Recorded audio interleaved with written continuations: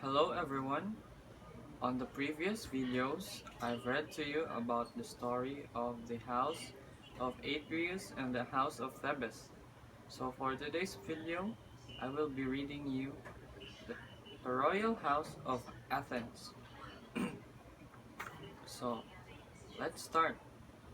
The kings and queens of Athens are full of tragic love stories. There are the two sisters who were lied to by the son of Ares. He imprisons them, and when they finally escape the gods, turn them into birds so he can catch them. Another is the story of a man who is kidnapped by Aurora. She tries to seduce him, but he remains faithful to his wife. Out of spite, Aurora tries to convince him he's not his wife has not been faithful. The misunderstanding almost ruins their marriage. Then he accidentally kills her with a javelin when he is hunting. So the royal house of Athens, it can be traced back to their very own first ancestor, who is Cecrops, who is a half-man, half-dragon creature. Cecrops is said to have chosen Athena over Poseidon to be the protector of Athens. This angered Poseidon, which results him flooding the land, and the men of Athens who have voted for Athena, because the majority of their population are women. Cecrops has two sisters, Procne and Philomela. Procne is married to Tereus, a son of Ares. When Tereus sees the lovely Philomela, he seduces her into a false marriage by telling her that Procne has died. But Philomela weaves a beautiful tapestry as a gift for her sister and secretly embroiders into it the story of her troubles. Procne then rescues her sister and for revenge kills Itys, her son, with Tereus, and cooks him and serves him to his father. The women escape, but Tereus pursues. As he is about to catch them, the gods take pity on the women and turn them into birds. Procne became the beautiful singing nightingale, the tongueless Philomela into the songless swallow.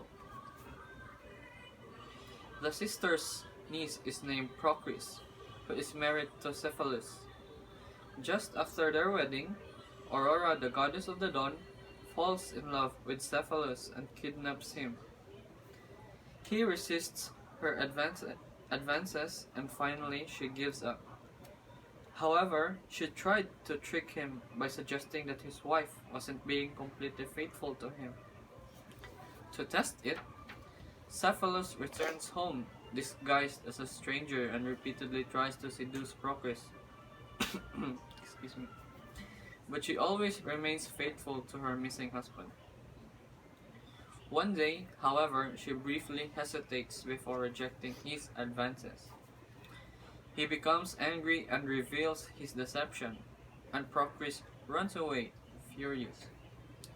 Realizing his error, Cephalus follows and apologizes. The two reunite, but tragedy strikes again later when, while hunting, Cephalus accidentally kills Procris during his hunt. Two of Procris' sisters also have tragic love stories. The first one is Orithyia, who won the heart of Boreas, the North Wind. However, her family opposes the marriage, but Boreas carried the girl off. The second is Creusa, who was taken by Apollo. Shamed at the encounter, she bears their son in secret and leaves him to die in the same cave where Apollo assaulted her. Creusa later feels guilty and goes to retrieve him, but the baby was gone. On the following years, her father has married her to a man named Sutus. Unable to conceive a child, the couple went to Delphi for advice. While Sutus confers with one of the priests, Creusa speaks to a handsome young man named Ion. Sutus suddenly appears and hugs Ion, saying that Apollo has told him that Ion will become his own son. The oracle reveals that she found Ion as a baby, wrapped in a cloak and veil. Creusa recognizes the garments as her own and realizes that Ion is her son. Athena then appears and confirms this revelation, announcing that Ion will one day become a great king of Athens. So that's all for today for the story of the royal house of Athens. So I hope that you found it interesting, the happenings of the royal house of Athens, and yes, I hope you have learned some moral lessons within the story. So that's all, and thank you.